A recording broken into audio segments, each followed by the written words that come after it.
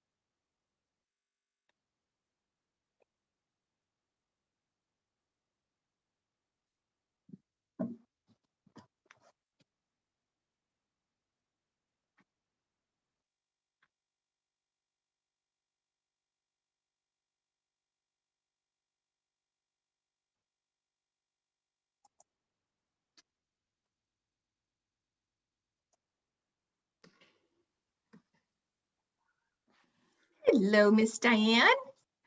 Hello. So we had a little bit of a change to the agenda. Becky Betts is going to go first. I'm hoping she gets on the line here real quick.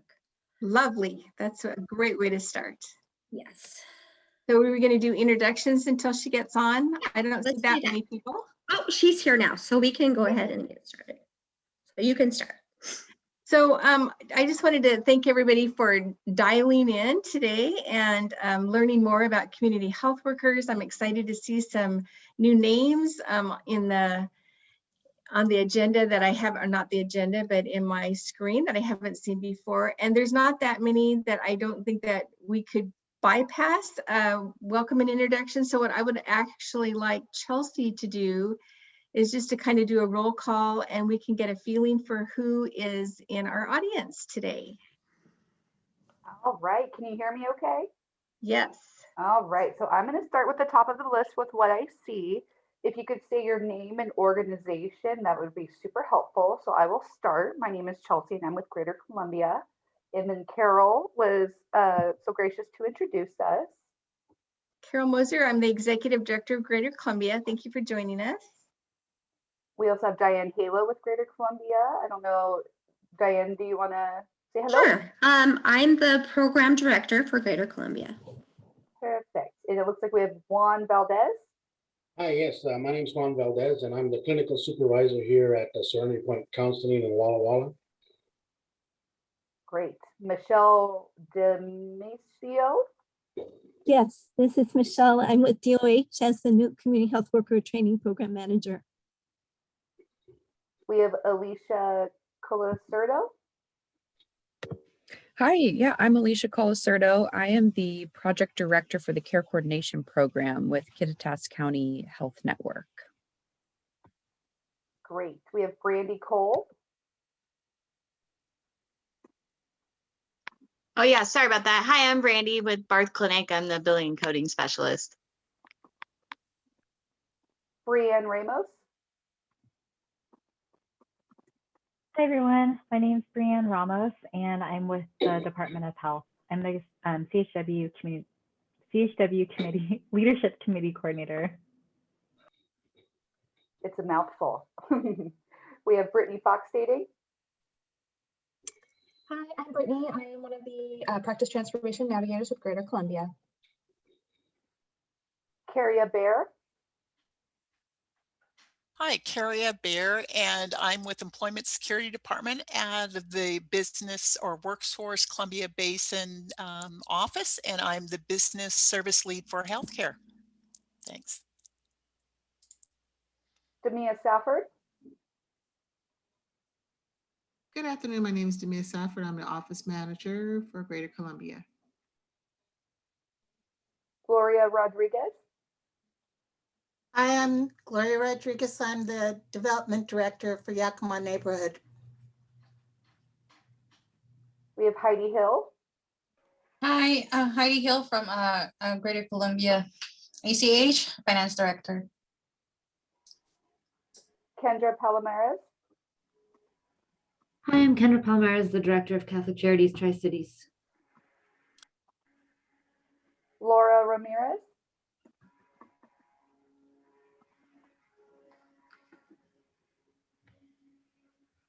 Laura might not be able to get off mute. I'll move on to Laurel Avila. Hi, this is Laurel Avila. I'm one of the practice transformation navigators at GCACH. Looks like we have Leslie Whiteside.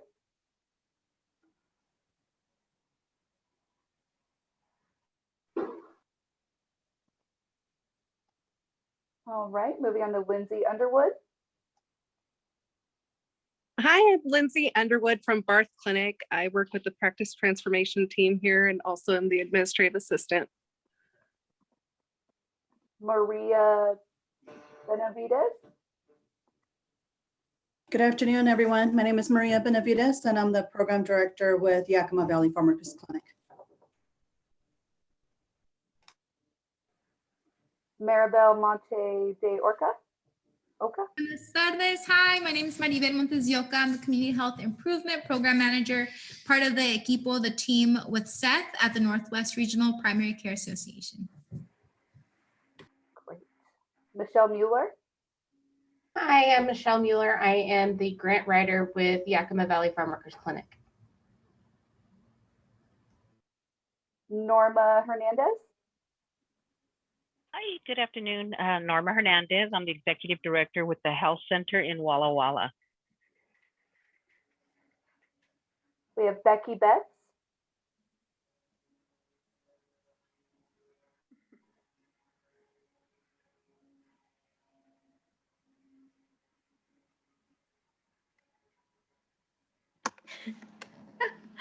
Maybe. Moving on, we have Rebecca Williamson. Hi, I'm Rebecca Williamson. I'm with Employment Security Department out of WorkSource Columbia Basin. I work with Curia. Great. Robin Reed. Hi, my name is Robin Reed. I'm the Executive Director for the Kittitas County Health Network. Did I see Beth trying to speak? Yeah, so you mean my wonderful speech was not captured? No. First, I make sure that I'm on video, but not off mute. So I'm Becky Betts, and I'm Manager of Population Health in Walla Walla, Providence Medical Group Practice Transformation Site. And thank you for having me today. Thank you. Sorry about that. Of course, my participant list is hovering over the webcam. Let's see. We're almost finished. I see Rosa Ortiz. Yes. Hi, my name is Rosa Ortiz. I'm a program coordinator here at Yakima Valley Farm Workers Clinic, and I also supervise the community health workers in Washington State. Seth Doyle. Hi, good afternoon, everyone. I'm Seth Doyle. I'm the Director of Strategic Initiatives at Northwest Regional Primary Care Association. Glad to be here this afternoon. And I think Rachel Inman is a new joiner. Hi, my name is Rachel. I work at Catholic Regional Medical Center in Population Health, and we hope to be hiring some CHWs very soon. Great. And is there anybody? Oh, I see Sam Mordell. Hi, Sam Mordell. I'm the Director of Practice Transformation with Greater Columbia Accountable Communities of Health. Great. I see Wes Lucky. Good afternoon, everybody. This is Wes Lucky with the Greater Columbia. Okay, with all those newbies coming in, did I miss anybody?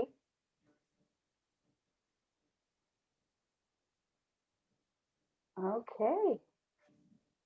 Well done, Chelsea. Thank you. We are going to get started right off the bat. We have a special speaker, a case study that Becky Betts is going to be providing us with. Becky, as she introduced herself, works for Population Health at Walla Walla, Providence. She has had a recent kind of epiphany on the value of community health workers. So she's going to kick off our webinar today, give us about 15 minutes of her case study. And I think, Becky, you have a webinar, or you have some slides for the webinar. Is that right? I do. Diane, do you have them ready or? Yeah, actually, Chelsea, it should be in that folder with all the others. Okay. Yes, thank you. Thank you, Carol, for inviting me. And I do have a hard stop at 2:30. Joint Commission showed up at our doorsteps this morning. So that's a lot of fun. Otherwise, I'd be with you all afternoon. I will feel free to reach out to me if when I leave at 2:30, if you have more questions. There's very few things that I love talking about more than a community health worker. I'm an open book. I've made all the mistakes in getting my two onboarded. I've had them now for a year. I don't know what I ever did without them. I'm hiring 2 more. I want 12. I want 20. I want 30. This has been a game changer in healthcare. Probably the most significant thing we've done in practice transformation and in my 30 years of healthcare. So slideshow whenever you're ready.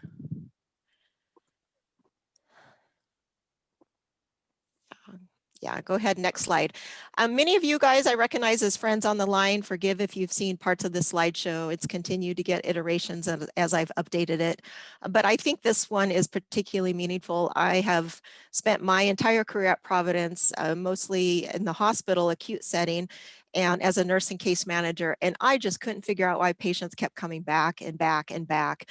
And boy, I took really good care of them, and it was really disheartening to have them readmitted within 30 days or 2 weeks or come back to the ED later that evening. And I was just pulling my hair out because I knew it. What was I doing? And I took it as just this moral failing that I was doing something wrong and they were doing something wrong. And I just love this quote by Bishop Desmond Tutu, the African renowned wonderful man. There comes a point where we need to just stop pulling people out of the river. We need to go upstream and find out where they're falling in. When I was invited 2 years ago yesterday to jump ship in the acute care and come to the outpatient ambulatory world and build a population health department, that was kind of the aha moment where I got a chance to go upstream and really figure out what a definition is of pop health. And it's so much more than that encounter in the acute care setting where we can't fix social determinants. You cannot fix homelessness or food insecurity in an ED encounter. We need to start doing things upstream and working on things because healthcare is too expensive and the suffering is too immense. And I figure the secret sauce is community health workers because they're helping immensely in ways that I never, ever could. Next slide. I've been a student forever, and I was kind of blown away with the Robert Wood Johnson study of 2016, the foundation study that stated that 80% of our health outcomes were due to social determinants of health, not our genetics or our interface with clinical care or a provider, but where we lived, what we put in our mouth, the size of our paycheck, and how much schooling we got. To me, that was just revolutionary. So when we talk about health outcomes, we ought to pay more attention to these things right here. Next slide. I think with anything, we talk about the health equities or the inequities that COVID has shown a really bright light on more than ever. And this slide is particularly sad to me. Housing, 26 to 36 year reduced life expectancy. In Walla Walla, the life expectancy of a homeless person is 53 years. 66% food insecurity for households. Boy, has that ever come to bear. In Walla Walla County, our food banks have seen a 400 to 600% increase during COVID. 26% increased risk of mortality resulting from loneliness. We've had seniors who haven't left their house in a year. What's this going to look like when we start enveloping that onion of the sequelae of COVID? Lots to work on, and a community health worker can get us there. Next slide. This is something that I begged for when I started the population health department.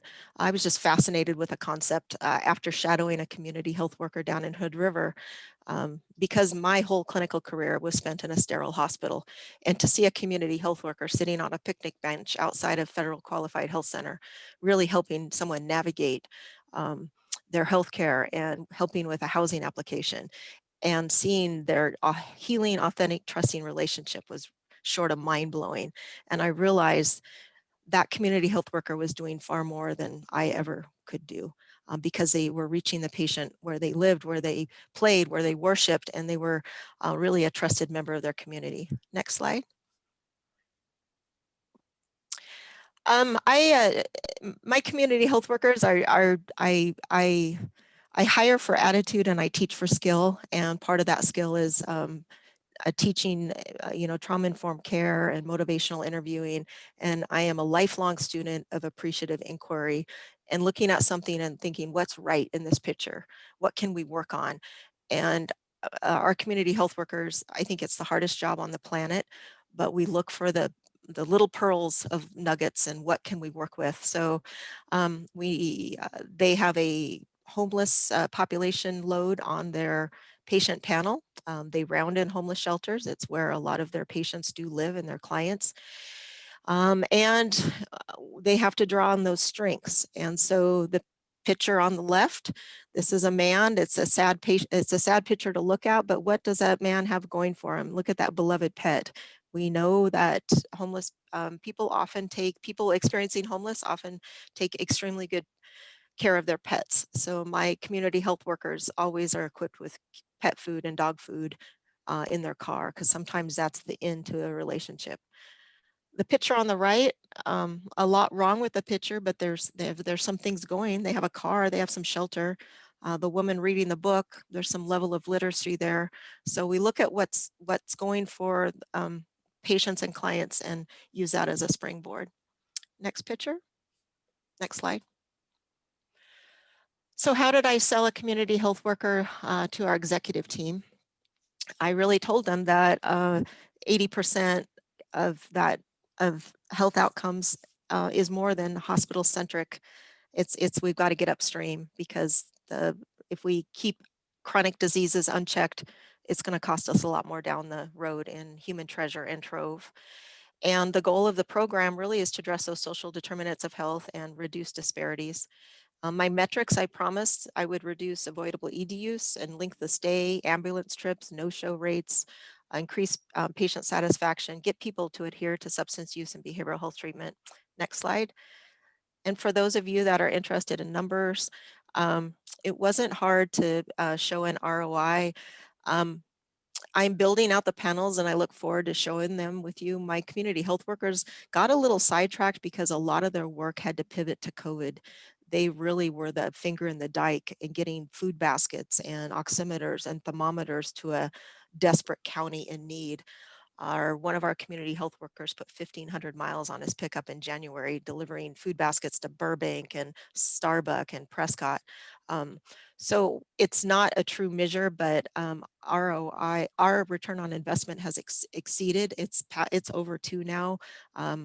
We do have over 40 on their panel size. Next slide. Go ahead and skip over this one. This is just a little, I just put this together a few weeks ago. This is just an example of the power of cost savings to the HCA, to healthcare expenditures overall. And this is a woman, represent, who broke up with her boyfriend. She's developmentally delayed, had a terrible breakup right before Christmas. ED visits started escalating. Went to the ED 19 times in January. We billed Molina $45,000. We finally put a community health worker on her February 1st. She worked really hard getting the patient into a group home situation and working with her on getting her signed up for some services, getting her some counseling. And look at that, the last in those 2 weeks in February, 7 ED visits. After she met her community health worker, still in those 7 visits, we billed Molina almost 23,000. Her last utilization visit was February 15th, the day she moved into a stable adult family home. No claims in the last 45 days. She's stable. Our community health worker visits her every week. So far, so good. Next slide. These are just a few success stories. I literally have hundreds, but these are some of my favorite. Tanya, 40-year-old alcoholic, seizure disorders. We were so afraid she was going to get hit by a car. She lived right across the street from the hospital. many ED visits, 25 ED visits back in 2020. It really came to a crescendo in August, 8 avoidable ED visits. Finally got her, our community health worker really was the one to get her into a inpatient treatment in September. Really showed kindness to her dog was the in. She had one relapse in October, but that's it. We have not seen her in the ED. Jay, this is one of my favorite stories. We met him at the homeless shelter. He didn't even have shoes. Community health worker really worked hard getting him a provider, diabetes supplies, medication. We haven't seen him. He's seen a provider. He's doing well. I think it's worthy of mentioning just how easy it is for our patients to get into a power struggle with their providers. And sometimes they just need an advocate and somebody to mitigate that tug of war. An example is Mary. She just kept using the ED as primary care because she didn't want to face her provider because she could not manage her heart failure. He had her on so many diuretics, she was about to lose her job because she was using the bathroom so often, and she wouldn't take them. And so she had a lot of extra weight. And community health worker went to the provider appointment and started advocating and being that bridge. And the provider actually said, the first appointment is, why are you here? And now it's, don't ever come without Brian. We're a team. And lastly, I just want to highlight John. This is really something. Last 6 months, 32 ED visits, 17 inpatient admissions. I don't yet have a happy story for him, but I wanted to tell you something that wouldn't have happened without a community health worker. I lead a readmission work group on the inpatient side, and it's kind of an interdisciplinary huddle. We treat readmissions like a sentinel event and try to wrap in real time some referrals to keep people from bouncing back. So of course, yeah, we're talking about John trying to make something stick. What can we do for this young man? And finally, I included Brian. I said, come to the readmission huddle, see if you can offer anything, because frankly, we are out of ideas. And Brian said during the huddle, he just makes the off the hip comment. He said, I just wish there were some store in Walla Walla that sold Diet Lemon Lime Shasta. And we all said, what? And he said, I've looked for every store from here to John Day, Oregon for Diet Lemon Lime Shasta, and there isn't any. And we're like, well, explain. He said, I pick him up and we go on rides and he's not feeling well. And pretty soon he's in the ED. But guess who has Diet Lemon Lime Shasta? Yes, our ED. Yes, yes. And then all of a sudden, people in the readmission huddle, like, that's the first thing he asked for. Oh my gosh, that's all he wants when he gets here. Could that be a motivator and a primary driver? So next slide. So it was actually Brian's idea. We ordered 300 cans of Diet Lemon Lime Shasta. So we're calling it the Great Shasta Experiment of 2021. Stay tuned. This is a brand new development of just a few weeks ago. So far, so good, but could it be that easy? I don't know, but it's worth a try. And again, it's just the voice of a community health worker that we would not have known this information. Next slide. So new tools, they're vital to outreach in every way. And I never thought it possible that a pair of shoes, dog food, Shasta, lemon lime might be the new tools in medicine. It's really unbelievable. It's exciting. Next slide. I would be remiss to tell you what a disproportionate COVID has just wiped out our Latinx populations and some of our most poor and vulnerable, and populations that we always historically have relied to come to us for care, come to us for education. Well, shame on us, because these people need outreach. We need to go where the people are. And next slide. Beholden the power of a community health worker. I love that the Health Affairs published this back in May, almost a year ago, recognizing as community health workers as an essential workforce, that they provide critical communication, distribute culturally appropriate health education materials, really can go where people are. And has that ever been my experience? I am over the moon to announce that we have just hired 2 promotores de salud, really responding to the health inequities that we've learned during COVID. These are bilingual, bicultural community health workers that can really go and bridge to care and meet the people where they're at and meet their needs. Next slide. So we are not in the same boat. We are in the same storm. Some have yachts, some have canoes, and some are drowning. And I tell my community health workers, just be kind and help whoever you can. And next slide. And this is my utopia. This is what my future looks like and our future looks like, and the banks of the river. So we're not just keep pulling people out, that maybe we can get here someday, but I truly believe it's going to take a vast workforce of community health workers. And I hope that each of you really take advantage of the resources of Greater Columbia and the training funds available. What an amazing gift they're offering. Please, please, please take advantage and apply. Applications are due on April 16th at noon. It has been the best decision of our service area and is life-changing. So I'd be happy to take a couple minutes of questions if you have any, or thank you. That's my slideshow for today. Thank you, Becky. That was amazing. What a great way to introduce this program to our community, is to have such strong testimony from somebody that's experienced such great successes with your community health worker program. Thank you so much. You Do we bet. have any questions? Are there any in the chat?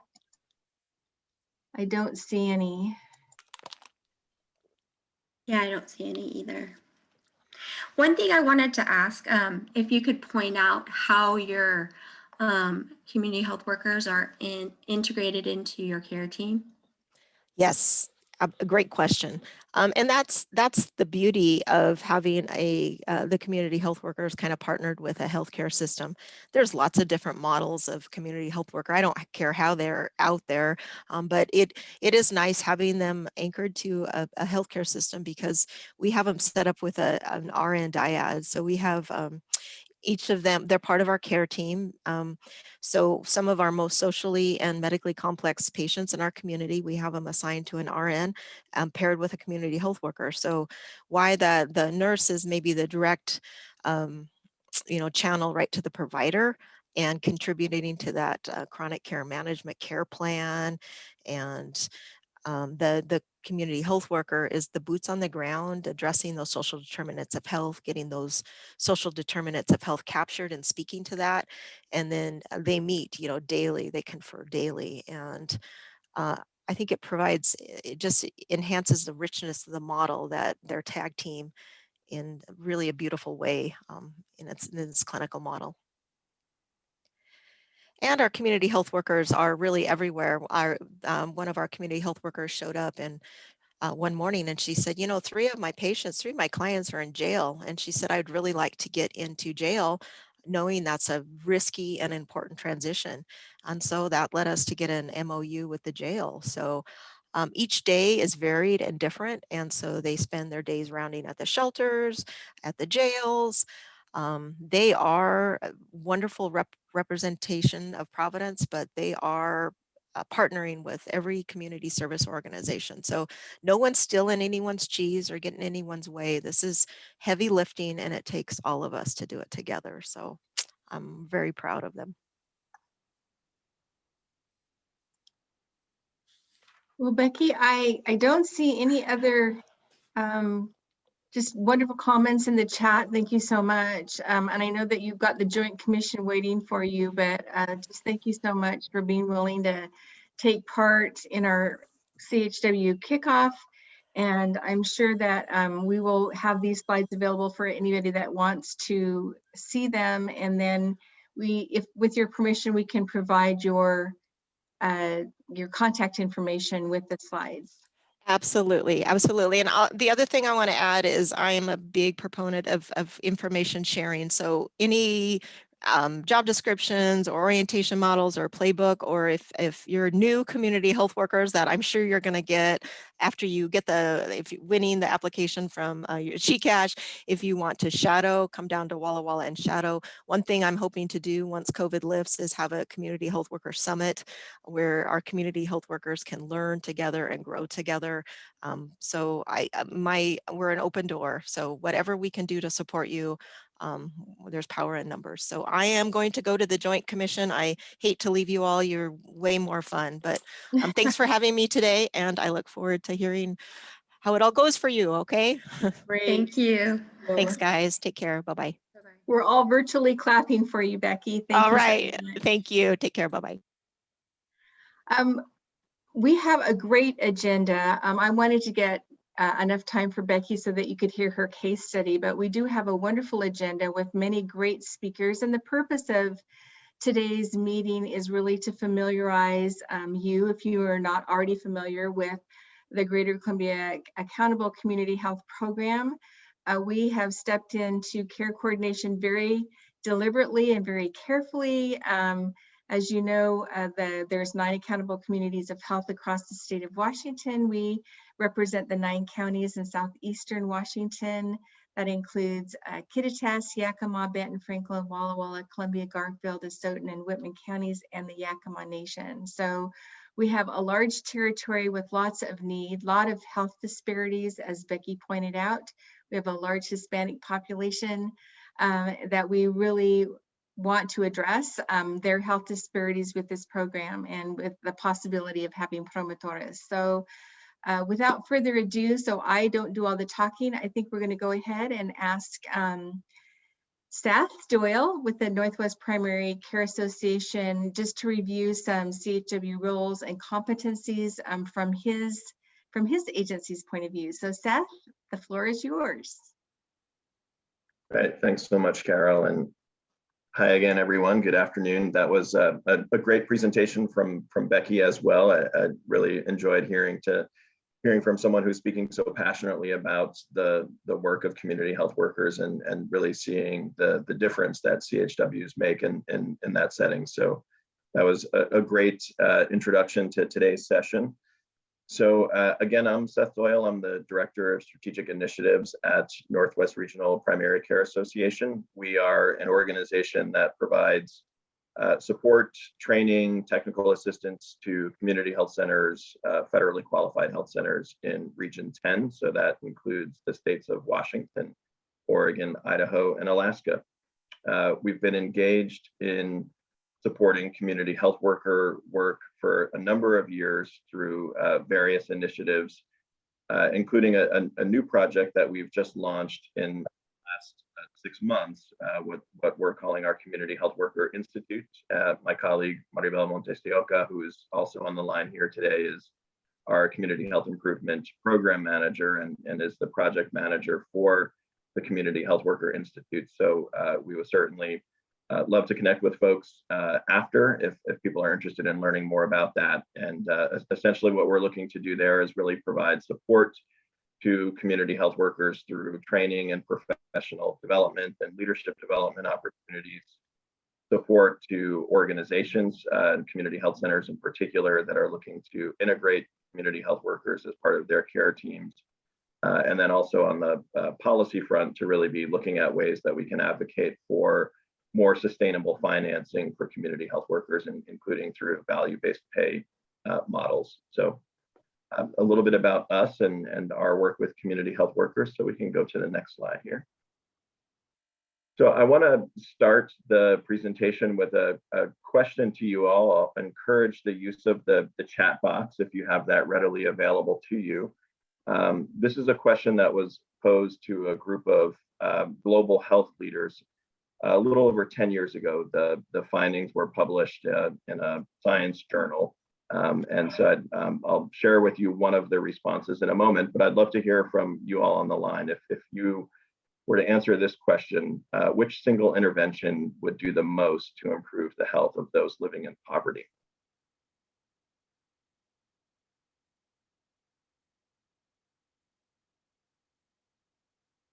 Give folks a moment to consider that. And post something in chat if you'd like. Or unmute as well, that's fine. Affordable housing. Okay. Another housing one, universal income.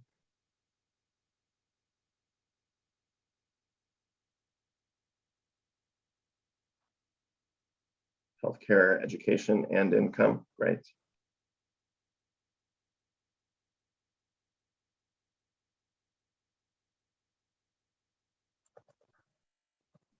Equity in all areas, access to information, education, basic needs. You all are great. Thank you so much for indulging and using the chat here.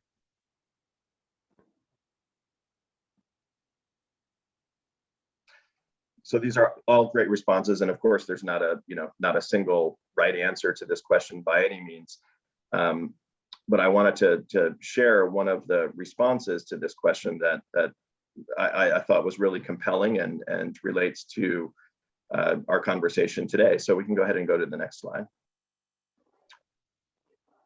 So this comes from Paul Farmer. I imagine a lot of you are likely familiar with him and his work. He's the co-founder of an international organization that's known as Partners in Health that really got its start doing work in Haiti and has now moved into countries in Africa and South America as well in work that they do.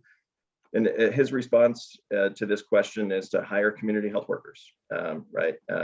And so I think the reason that I want to share this and share more about what he says in this quote here is that, and this relates to Becky's presentation as well, is that here in the United States we spend so much money on healthcare. We spend more than any other country in the world on healthcare, and yet we know that oftentimes our health outcomes are lacking, and that we don't see necessarily the best health outcomes for the amount of money that we invest in healthcare. And this really gets at what Becky was sharing in terms of a need to go upstream and to really be thinking more about how are we preventing people from getting sick in the first place. And this is really a space where community health workers in particular have a key role to play as part of our healthcare system and our public health system. They're really at the nexus of healthcare, public health, and other social services. And the work that they can do in helping communities achieve health outcomes is it's really remarkable. And so I think that I'm glad to be a part of this conversation today. I'm glad to know about the interest through the Grant County ACH about thinking about ways that we can really more sustainably integrate community health workers into systems, and to also make sure that as we're doing that we're finding the right opportunities to provide training and other sorts of support to community health workers so that we're setting them up to be successful in their work. We can go to the next slide. So I imagine most folks are familiar with community health workers generally, and including what some of the key characteristics are that really define community health workers. There's been a lot of attention that we've seen on the community health worker workforce in recent years. The Affordable Care Act in particular, which hard to believe that it's been 11 years now, but it's been 11 years since the Affordable Care Act was signed, I think was one of those watershed moments that really, for a variety of different healthcare and public health initiatives, but also really started to shine a spotlight on community health workers as well. And so we've seen more and more states looking at ways to support community health workers and integrate community health workers and explore some of those thorny conversations like certification for community health workers and such. And Washington is definitely one of the states that's part of this development that we're seeing nationwide.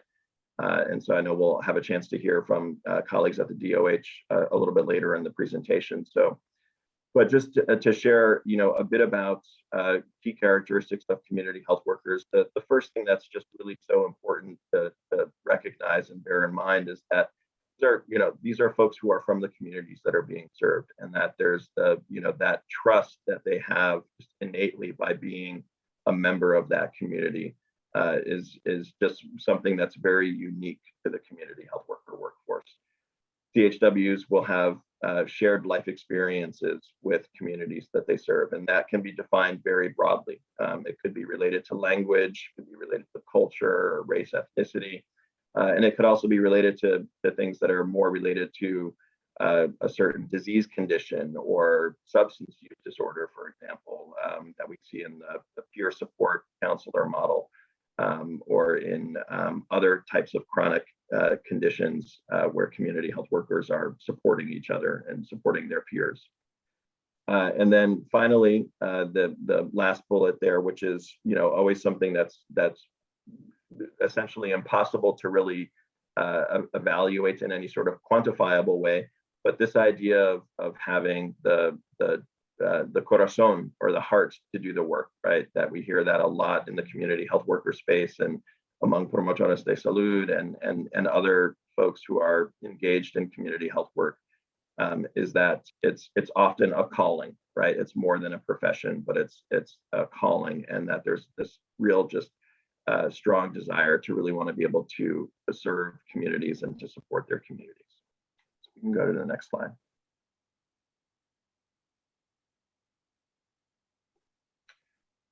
So I want to share just a little bit about some of the titles that are in use for community health workers, and where sometimes things can get a little bit confusing or misunderstood around community health workers and who they are, is that there are so many titles that are in use for community health workers. And again, I imagine many of you are likely familiar with this, that community health worker is really an umbrella term. And there are a number of different titles that fall underneath that, that also, for all intents and purposes, serve as a community health worker. And so what you're seeing here on this slide is the results of a survey, a community health worker workforce survey that we conducted at our organization about 5 years ago among the health centers in our 4-state region, asking them a number of questions, and among them, what is it that you call community health workers in your organization? And so you can see, we provided them with a list of some of the most commonly used titles for community health workers. So, everything from community health advisor to peer educator to promotoras to outreach workers. And so you can see that we got a pretty diverse range of responses. But one of the things that I really want to call your attention to here is that other was among one of the most commonly selected options. So in other words, even though we had given a list of what we thought to be some of the most commonly used titles, that we're finding that health centers in our region are calling community health workers something different altogether. So that's just something to bear in mind, is that, as we're talking about this workforce, to not necessarily get too caught up in, what they're called, but also recognizing, that the various titles and the type of work that CHWs engage in can vary considerably from organization to organization, and even in terms of simply what they're called inside of their organizations. The next slide, please.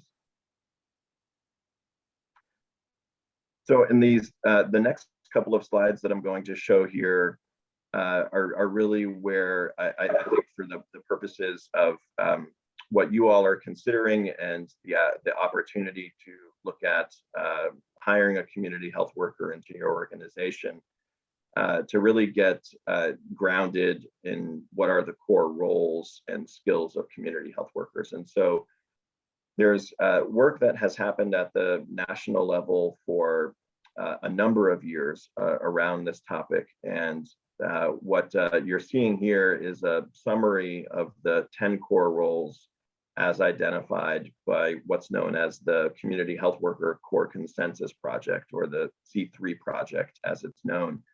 And this is readily available online. I can also share a link in the chat at the end of my presentation, so folks can have access to it, so you can read the full report.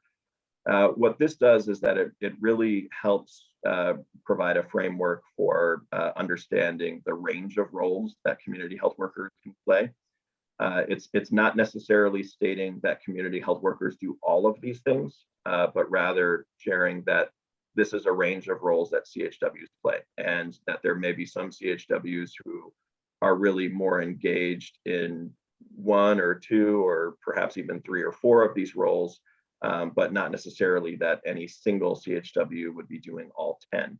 And I think the case that can be made there is that by thinking about growing a community health worker workforce, is that across that workforce, the ability to really work in all of these different roles across different individuals who are community health workers, is that really presents an opportunity to do some really good work and to be able to really see some positive return on investment and improved health outcomes. So within the Core Consensus Project, you'll also find in reading over these roles, the sub roles that are identified. And so you'll have an opportunity to learn more about that as well. And thank you, Maribel, for posting that in the chat. So you'll be able to click on the link there, and we'll take you to more information about the C3 project and more specifically these roles here. So we can go to the next slide. So similar, these are the 11 core skills that the C3 project identified. And so again, similarly, you'll have a chance in reading over the report to really drill down into what are the sub skills underneath each of these different skills. And this really can help set some of the foundations for thinking about what kinds of training is necessary to really support community health workers to be effective in their roles. I know that the Department of Health here in Washington, as well as other state departments of health around the country, have really used the C3 project as a guide in helping to lay a foundation for what some of the training for CHWs and what are some of the the key skills or core competencies that ought to be offered through a training program. So I would highly recommend, to any of you that are interested in thinking about recruiting and onboarding a community health worker into your organization, to really look at the C3 project report and to understand the roles and the skills and the qualities and the characteristics of community health workers that are defined via that report. And I should also mention as well that this was a report that was done by a group of national folks who are themselves community health workers or otherwise connected to community health worker work as researchers, advocates, allies, a lot of people who have many, many decades of experience in the CHW space. So it's definitely a very very well vetted and reputable group of folks, and a good report to be able to reference. So, the next slide, please. So to build on that a little bit, we also, and this relates to the survey that I shared a little bit ago in terms of the titles that we found. We also similarly had asked questions about the roles that community health centers in our region are seeing with respect to community health workers. And what we found, I think, similar to what was found via the Community Health Worker Core Consensus Project, is that there's this range of roles that CHWs play. And we're looking at in the survey that we did, certainly the majority of the responses that came in were really focused in on that left column on the slide around coordination of clinical services and, everything from, case management and doing home visits, to providing various, chronic disease self-management type classes. But also, a lot of work on health promotion and health education. There was a lot around connecting people to resources and helping to address social determinants of health, and connecting people to housing or other non-medical resources. advocacy work and looking at, whether at an individual patient level or in some cases at a community level around, ways that they can really support addressing some of, issues that might relate to things like food insecurity, for example. How can community health workers play a role in advocacy? And then also on looking at how to get people enrolled into coverage as well has been a space where we've seen community health workers increasingly, I think in the age of COVID that we're in, we're hearing a lot of discussion about the role that community health workers can play in helping to raise awareness around the vaccine, and especially looking at ways to reach out to hard to reach populations and make sure that they understand the facts around vaccination and encouraging people to get vaccinated against the coronavirus. So that's also another, an area of opportunity for the community health worker workforce in terms of, being able to demonstrate the range of roles that CHWs can play effectively. The next slide, please. So I'll give a moment here for folks to be able to read through this quote. This is a quote that comes from Dr. Laura Gottlieb, and you can see from the date on it, it's at this point nearly 11 years old, and yet I think still really resonates with what a lot of community health centers and other types of healthcare providers and public health professionals are really wrestling with, is this idea of how do we really understand the social context of disease? How do we really be able to make a difference in individual lives or in communities that are really struggling with this with these social circumstances that really make it challenging to manage conditions or to lead healthy lives? And the reason that I wanted to share this quote as part of this presentation is that what really makes community health workers unique in so many ways is, again, coming back to as being members of the community or having these kinds of shared life experiences, that community health workers will understand innately, what these social circumstances are. And which isn't to say that there aren't other folks, whether as medical providers or in other professions, wouldn't do that, but it's really something that community health workers have, I think, a unique ability to just really understand at that community level, what are the issues that communities are facing and confronting, and how can they really most effectively work with either at an individual level or at a community level to help address the social determinants of health. And so there's a real opportunity for community health workers in particular in this regard. And I think what we're seeing through the ACHs here in Washington and similar kinds of models around the country is a recognition and an understanding that we really do need to go upstream to be able to improve health outcomes, and that we need a workforce who can effectively do that, and that community health workers are really key to that workforce. So the next slide, please.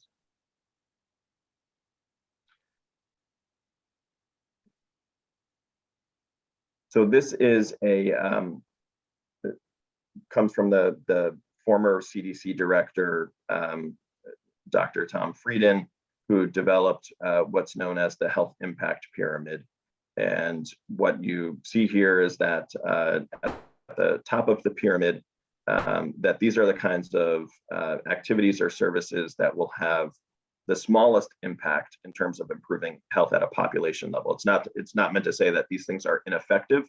It's more to say that at a population level, these are the things that are going to have the least amount of impact in terms of improving health at a population level. They very well are effective at an individual level. And so, and then going down to the bottom of the pyramid is when you're starting to see examples of activities that can really improve health at a broader population level. And the reason that I'm sharing this health impact pyramid is that I think also, again, as it relates to the work that you're all engaged in via the ACH, is that there's a real opportunity to work in both a downstream and an upstream model, right? We know that we need healthcare organizations, we need hospitals, we need community health centers, and we also need public health departments, and we need other kinds of social service agencies that are really doing work throughout all levels of this pyramid.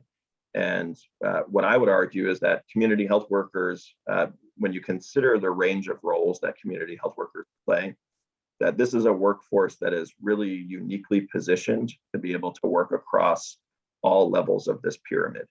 That in a healthcare setting, community health workers can be really focused on providing counseling services or health education services or chronic disease self-management classes. But you can also see community health workers that are working in more of a public health space or in a community organizing space, that working with diverse community partners to really organize and advocate for addressing certain issues that might relate to, again, things like housing or food insecurity, or these other issues that really happen at more of the societal level. And so I think that that's just, again, something that I wanted to call attention to and encourage folks to be thinking about and keeping them in mind as you're considering, bringing community health workers into your organizations. Is what are the range of roles that they can play, and where are opportunities to really engage them at different levels of this pyramid. And I think I have one more slide, I believe. So what I'll close with here is just an example from an organization in New Mexico. And I think that this really, in a lot of ways, encapsulates much of what I've shared this afternoon, is that when you really think about the range of roles that community health workers can play, that if you have on the right-hand side of this diagram here, you've got community health workers who are really embedded in clinical settings, and you've got community health workers who are really targeting the so-called frequent flyers, right? Folks who have the high level of need, who cost a lot of money to the healthcare system. And you've got community health workers who are really focused on supporting usually that small percentage of people, right? It's a small percentage of people, but it costs the healthcare system significantly. If you expand out a little bit into what's seen there as the comprehensive patient support, that's where you can start seeing community health workers getting engaged in more, getting outside of, just addressing some of the acute issues or individuals that are having a difficult time managing a chronic condition. This is where community health workers can really work with families and with other folks, and really thinking about ways that they can advocate for making healthy lifestyle choices, or encouraging things like the importance of getting vaccinated, for example. And then if you push all the way out to that, that community health improvement strategy, there is where you're really at that population level, and where you're really thinking about, how do we go upstream to really be, addressing the frequent flyers upstream before they become in that circle of intensive patient support. And how can community health workers really be a workforce that is engaged in that level as well? And so again, with the ACH model, I think we have a really interesting opportunity right now to change the way we think about how we deliver healthcare and how we engage in public health services. And that there's given all of the different types of entities that are involved through, hospitals and health centers and health departments and other social service agencies, that there's a real opportunity to be thinking both, in a downstream context of who are the folks that really need the help now, who have certain acute conditions that are challenging, as well as going really upstream to be thinking about, what are the policy and systems changes that we need to make to really be able to improve the health of populations before it gets at that level of downstream that we're also used to seeing in this country. So with that, I'll go ahead, and I think my last slide just has my contact information, and would be happy to answer any questions that folks might have, or please feel free to contact me or also my colleague Maribel as well, if you've got any questions regarding our community health worker work. Thank you. That was a great presentation, Seth. We'll take any questions that people might have.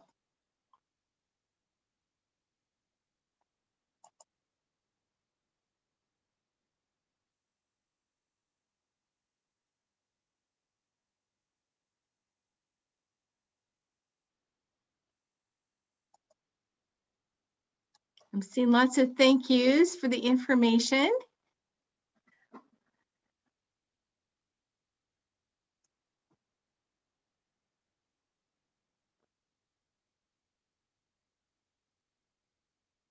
It's interesting, Seth, at our Rotary meeting last week, they announced that Bill and Melinda Gates and some of their philanthropy was investing $6 million. And I'm trying to think, I think it was in Nigeria, to hire community health workers. So that was their strategy, was to send community health workers to that impoverished country to, you know, help elevate the levels of poverty and health. And so certainly it's being recognized as a strategy across the world. So here's a question. What are some of the ways a CHW could work upstream with patients and clients? Thanks, Alicia. Yeah, great question. So I know that I'm thinking of an example in Oregon. And so we've got a community health center that is there in Oregon that has really grown their community health worker work. I think similar to what Becky was sharing in terms of the excitement that she has for wanting to go from 2 community health workers to 30 community health workers, if not more. So this is an example of a health center that has done exactly that. They've hired their first 1 or 2 community health workers.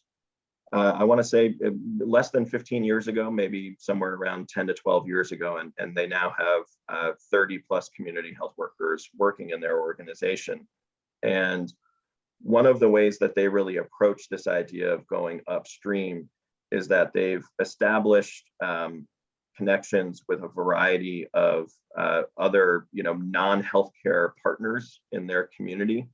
And they actually physically locate the community health workers in those spaces, right? And so the community health workers are employed by the health center, but they work at the Department of Parks and Recreation, or they're at the library, or they're at the schools, right? And so they're in the community and they're working with, the community members and families and others who, may or may not be patients of that health center. But the idea is that it's really about getting, the opportunity to encourage people to lead healthy lifestyles. They did a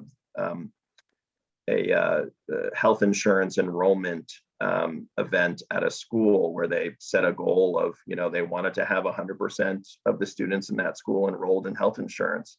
And the community health workers played a big role in making sure that ultimately happened. So that's one example that comes to mind, and as how a health center is thinking differently about where the CHW workforce is even just physically located. I love that. It's such a great idea. Seth, I would love to have time for more questions and especially answers, but we only have 30 minutes left and we have 3 more presenters. So we're going to pivot and ask Brianne and Karia and Diane to keep your presentations to about 10 minutes. I know we're kind of racing through. I had the luxury of spending a little bit more time with you and Becky, but I think we have to just move on to the guidelines for providers. So Brianne, did you want to take the lead on that? Yeah, thank you. I'll try and keep it short. Hi, everyone. So again, my name is Brianne Ramos. I am with the Department of Health, and my role there is as the CHW Community Leadership Committee Coordinator. Wow, I can't get that right today. And one of the things that we're working on at DOH is to develop statewide infrastructure for CHWs to really be able to tackle some of the issues they face in helping to develop the CHW workforce and supports within their places of employment. So I'm really excited to speak with all of you and share some things that I think is helpful to keep in mind as you're building out your applications and potentially hiring CHWs into your health systems. Next slide. I won't go over this, but since Seth and Becky both kind of touched on, who are community health workers, I just wanted to share this definition that was developed from the 2015 Community Health Worker Task Force. And as both Seth and Becky mentioned, it really touches on the relationship that community health workers have with communities and hard to reach populations, and how that relationship is really the key to them being effective and being able to serve their communities in a way that's culturally relevant and helps them with accessing healthcare. Next slide. So one of the things that I wanted to touch on as you're building out your applications is thinking about engaging CHWs and also recruiting them. So I listed out a couple of statewide organizations that focus on community health workers. So one is WACHWA, the Washington Community Health Worker Association, and the other one is the CHW Coalition for Migrants and Refugees. I think as you're building out this work, being able to build those relationships both with these two statewide organizations and then in the middle column, these local CHW networks will be really helpful in thinking about ways to support CHWs within your organization, because the WACHWA and all of these local CHW networks, they provide resources that are specific to CHWs, and they also are able to be a support system for each other. So I recommend reaching out to any of the local networks that are in your area, especially as you're opening up applications for the CHW interns, thinking about some more untraditional methods of recruiting CHWs, and of course, word of mouth. I think one of the things that would be helpful is identifying high need communities that are that you serve, and building relationships with trusted messengers and leaders in the community to be able to really reach people who may not have access or may not see job postings that are in more like traditional spaces. So these are just some things to keep in mind. Next slide. And Seth kind of touched on this, but I wanted to share some qualities that CHWs may have as you're thinking about recruiting and hiring CHWs. I think some of the strengths that CHWs bring to their role are not necessarily hard skills, but are some of like the soft skills and things where they're able to be really like empathetic and personable. I think those are some of the things to keep in mind. One, as you're building out the job description for these positions, and as you're considering candidates during your hiring process, is that for CHWs to really be effective in their role, having a number of these qualities, I think, will be really essential in their effectiveness. Next slide.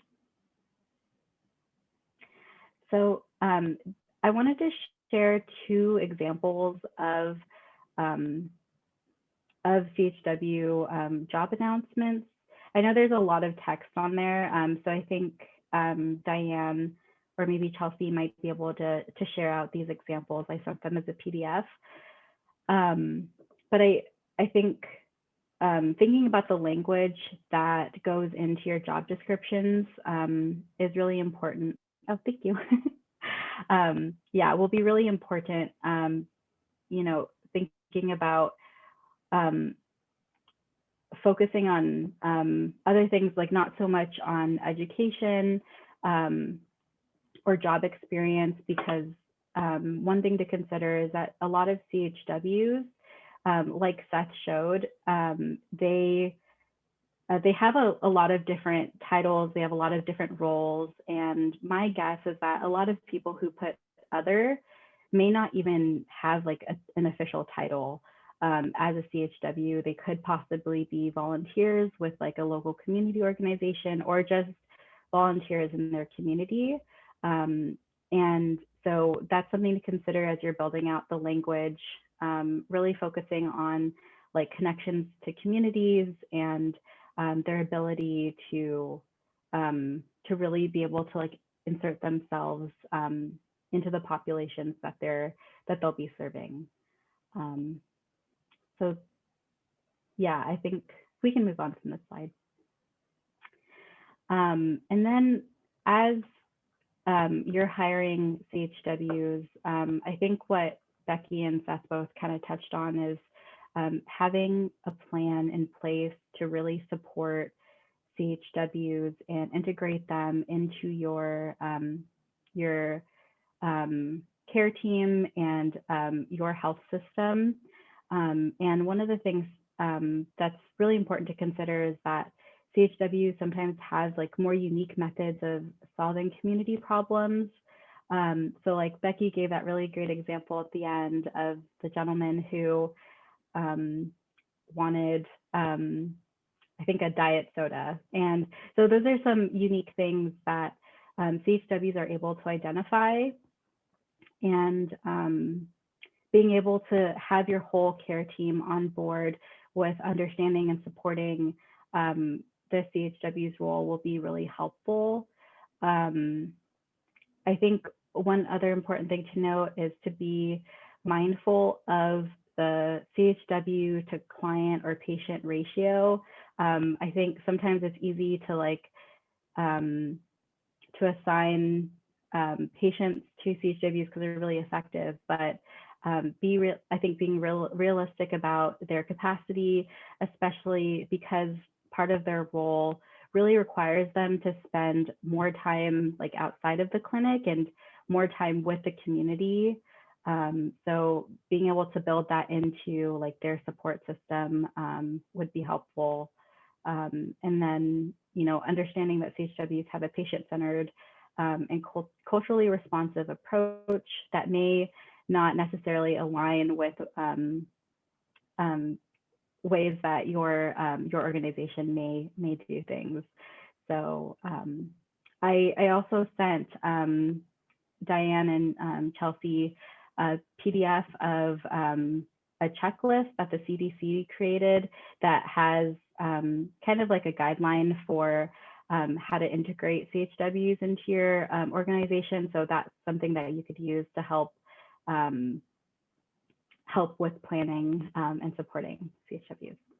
Thank you, Brianne. That was so, the information was so great. You know, part of this is just introducing our audience to the resources that we have available through Greater Columbia from these partnerships that we are developing with our CHW partners. So thank you for your contact information. I'm sure you will have people reaching out to you. And unfortunately, we just don't have any time for questions because we have to go to the next speaker. So thank you so much. Karia, you are up and you don't have a lot of time. So I'm hoping that you can kind of zip through your resources through WorkSource. Yes, I'm going to also actually, I brought Rebecca Williamson, and she's our administrator in the WorkSource office. So she's going to kick us off here, and then we'll go right into it, and we will be brief. Okay, thank you. I appreciate you condensing your time. Thank you. Great. We'll go ahead and roll through this again. I'm Rebecca Williamson. I work with Caria at WorkSource Columbia Basin. We are a network of resources for you throughout the state. While we serve Benton and Franklin counties, we have colleagues that serve the other areas of the state. So go ahead and next slide, and next slide. We'll just make it basic. We're really here as a resource to help you find the talent that you need. Next slide. Including virtual job fairs. Next slide. I'm rolling, Carol. I want to turn over to Caria. What we've done at our WorkSource Center is we have divided our staff up by key sectors. So for healthcare, we're really excited that you have one contact to work with. So I'm going to turn it over to Caria. Okay, thank you, Rebecca. Out of our WorkSource office, I've been in this building or in this office in Kennewick for about 10 years now, and I've had a variety of roles. However, the one that I admire the most and I like, and we'll go to the next slide if possible, is just what we can do to help you find community healthcare workers. Some of the other presenters today talked about where to go. You can come to WorkSource, and in one spot, we've got 7 agencies, Employment Security Department, Division of Vocation Rehabilitation, OIC of Washington. There's so much that it would take a whole day to tell you about all the services, but because I've worked out of this office for 10 years, I really know this niche and this market. And so right now there is a shortage with healthcare workers. So we're recommending use our resources, use the state website, worksourcewa.com. We are not only present with throughout the state, in many of the cities throughout the state, including in this area, we've got Walla Walla, Colville, Kennewick. But remember, we also do social outreach through Facebook and LinkedIn as well. We have virtual Meet the Employer events. And then WorkSource WA is no cost for any business to post their jobs on. So we can actually help set you up an account. I've helped 2 people actually write job descriptions today. We're very good at that as well. And then within our organization, you've got all of these individuals to recruit from. I mean, somebody who's just been laid off and is collecting unemployment benefits, they come into our office. Someone who's going through Division of Vocation Rehabilitation and they're changing their occupation, they come into our office. Those that have been lost their jobs due to the pandemic, hospitality, manufacturing, they come into our office. Visitors Conventions Bureau had even Visit Tri-Cities said that even people who relocate to this area come into our office looking for work. So don't overlook us as a resource because we're vital to the community and too many people think we're the unemployment office, and I want to change that. So next slide, please.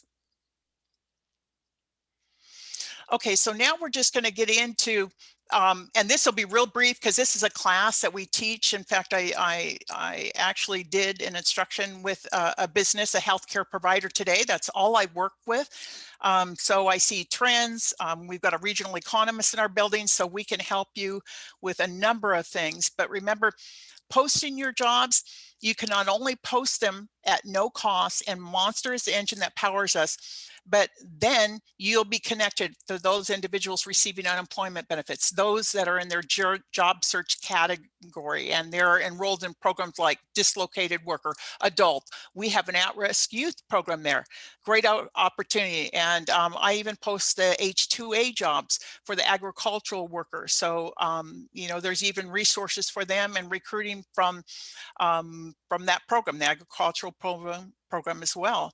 Not only can you post your job and receive applicants, they'll apply to your job, you'll put your website. It's really, this is just a platform for you to use, and you'll put in your website. But if you go on to the next slide, and sorry, trying to go through here real fast, but you can also search for resumes. Because there's a shortage in healthcare, we're coming up with creative ideas on how to look for community healthcare workers right now. So even outside the box, we're having recruiting groups meet, and we'll have like 20 recruiters from agencies throughout the state meet with one healthcare provider. And then, so at that time with that network, you've got your footprint just expands. And so then you're going to meet more people than you ever probably wanted to meet.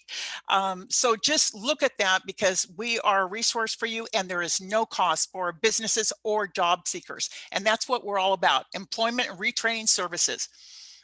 So again, you have the ability to post up to 2,000 jobs. You can search for applicants as well. We have a lot of entry-level individuals coming into our office, all the way up to an administrator level too. Just when people are looking for work, this is the office they come to. Go on to the next slide. And this, we have one more. So these are just some of the things, yep, that one right there, that we can help with too. We have got set in place all of these what is it? Trying to talk too fast here. We have workshops, and they're already set in place throughout the state virtually because of the pandemic, but we can help. You know, we help candidates, you know, prepare resumes, get ready for interviews, but we can do candidate testing. I think I had one referral today from a business who wanted to do some employment testing before taking someone on board, and we provide that with no charge. It's called the Prove It assessments. Most of the cities and counties in this area use our services. So again, there's programs in here, OIC of Washington, dislocated worker, the adult, the youth program.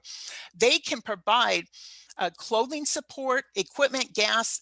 Some of the programs can even pay a mortgage for someone during their time of need. So remember, not only can they come to here to look for these community healthcare workers, we can help them, you know, get ready for your positions as far as paying for the equipment that they might need and such.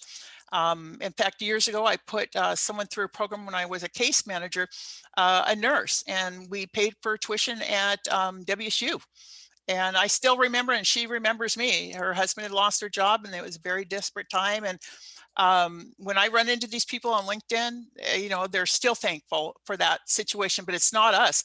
It's the office and all of the resources and people that we can introduce you to. So last but not least, that is my contact information, or you can check with Carol. And again, Rebecca is our administrator, so she comes with fresh ideas too, and has been, you know, a breath of fresh air in our office over this past year. So thank you very much.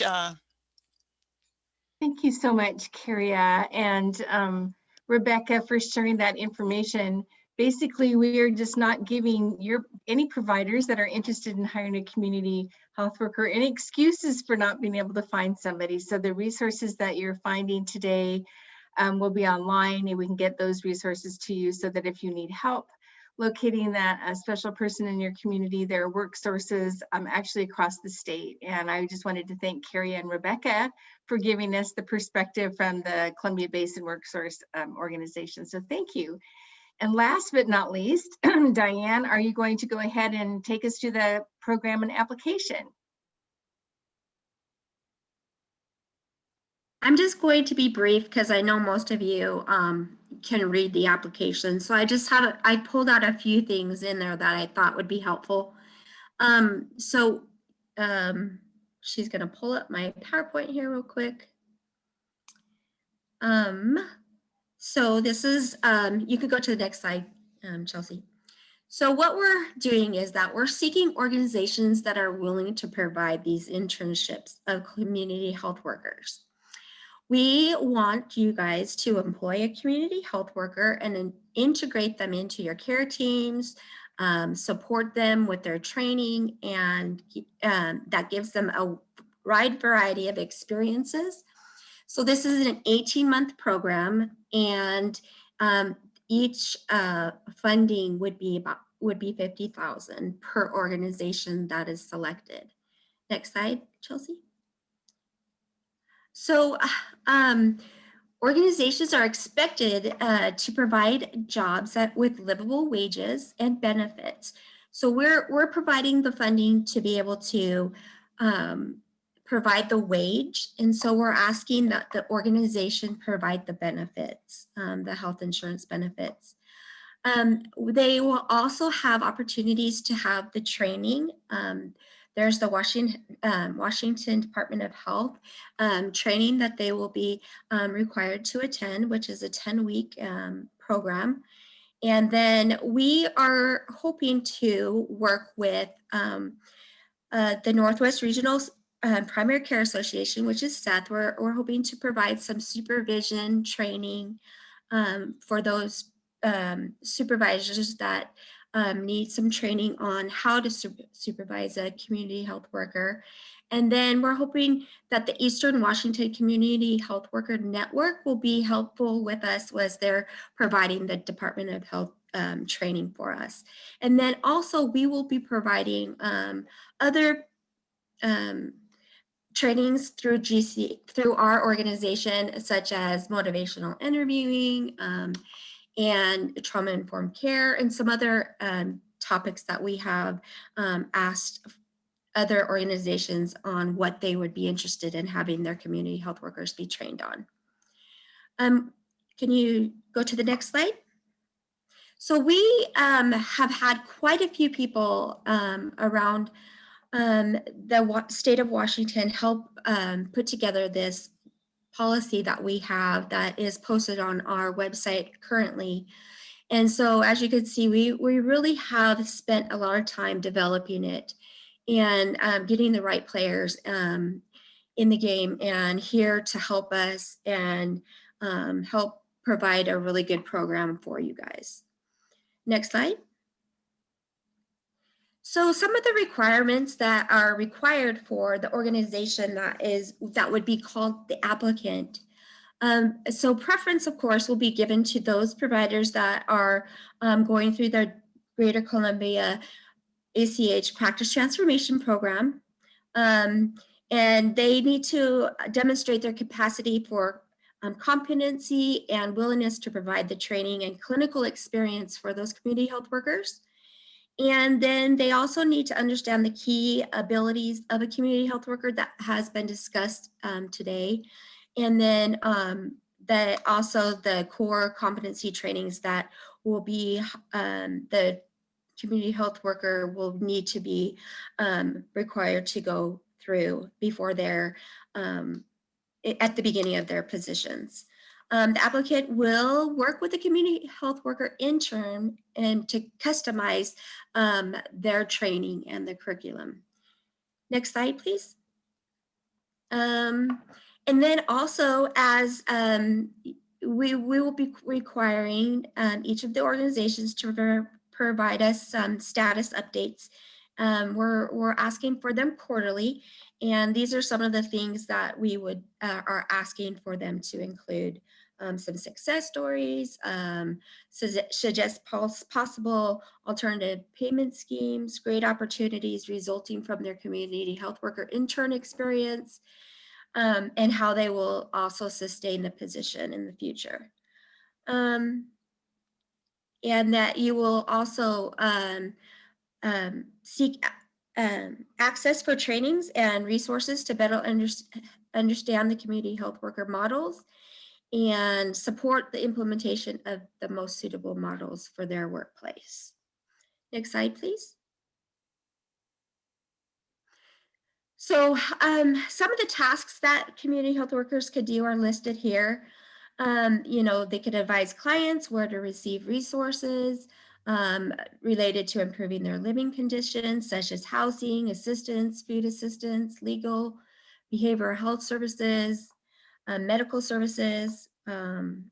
They could also work with high risk or otherwise targeted groups. They could work with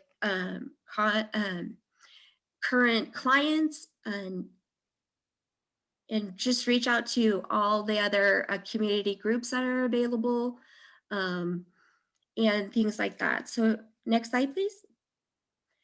There's more that are listed, and they're all listed in the policy that is posted online, but some of the others are, assist families in applying for healthcare, assist individuals and families signing up for health insurance coverage through the Washington Health Benefit Exchange, help with conduct social determinant of health screenings. There are tools that are out there that are available. One of them is called the Prepare tool, and a lot of organizations, federally qualified health centers use that screening tool. And then also coordinate with other organizations involved in the client's care, such as primary care team, social services, and behavioral health services. And other things that you may see needed in your different organizations. Next slide, please. So the application process. So the funds, like I said, there are $50,000 per award. These stipends are to support travel, lodging, per diem expenses for the interim permissible funds, basically to provide their living, their wage. And then also you need to create a training plan for the community health worker, participate in training on how to best utilize the community health worker. And we kind of did some of that today. Demonstrate the desire and willingness to, and the need for a community health worker within your organization, and demonstrate the efficiency of your community health worker internship program, and provide a program assessment quarterly and a post-evaluation at the end. You will be required to sign up for our Washington State Financial Executive Portal, and that's where the funding would be distributed through. Next slide, please. So the next steps. So we have our application, and it's currently open. It's open from it was already open on as of March 4th. It will continue to be open until April 16th at 12 p.m. The scoring will be done by a subcommittee from Greater Columbia Workforce Committee by April 30th.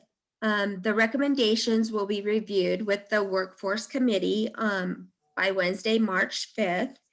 And then the recommendations will be presented to our Board of Directors on May 20th. We're hoping to release the funds around June 5th. If you're already in the portal, that it makes it a lot easier. And then we're hoping that this community health worker would be able to start on July 1st. So we do have some frequently asked questions that have already been asked. We will post those on the website as well. And as I said, the selected applicants must register in the portal. Next slide, please. So the application is on the website, and it has a set of questions, and those are it will be graded per section. And so you can find that on our website. And I think she's going to show us where it's at. So it's on our website under resources, and then it's Community Health Worker Training Program here. And then it'll have this, and then the flyer, and then we will also add some the job descriptions that we've received so far. Does anybody have any questions? Or I think we've gone over time, but we will add the frequently asked questions that we have had so far come in. And so if you have any questions, we will also add those to the frequently asked questions as they come in as well. Does anybody have any quick questions that they have that maybe I could answer? Yeah, Diane, Michelle pointed out that the final evaluation says it's due by 2022, which doesn't align with the 18-month program period. So I think that we need to change that to 2020. Yeah, we probably need to fix that. I'm so sorry. I will fix that. No problem. And then Leslie asked if there was a word or character limit for the text box and the fillable. There is no word or character limit for the PDF. Some organizations have asked if they could use a Word file, which is fine as long as you use the same questions as long as it looks the same as the application that is already presented. And then you're available, Diane, to answer any questions that people might have, right? Yes, so definitely reach out to me. My email, I'll put in the chat real quick. It's real easy. It's dhalo@gcach.org. And so you're welcome to email me and I will get back to you. I'm fairly fast at getting back to people. So if you have any questions, feel free to ask me. And I just want to throw out, in case Diane and I missed something that was really important, if the staff wanted, the staff of GCACH needed to add anything to encourage our providers to go after this wonderful opportunity to have a community health worker on your care team. Is there anything that we missed, you guys? Any questions from the audience? Oh, Wes, did you want to say something? No, I mean, that was just a marvelous set of presentations that covers a lot of different aspects. So nice job, Diane. Thank you. And of course, we've had a great team working on this. We had our workforce committee, and we are really thankful for their input and the help that we've had through the state and through WorkSource and the Northwest Regional Primary Care Association. So we're really thankful for everybody's support in this manner.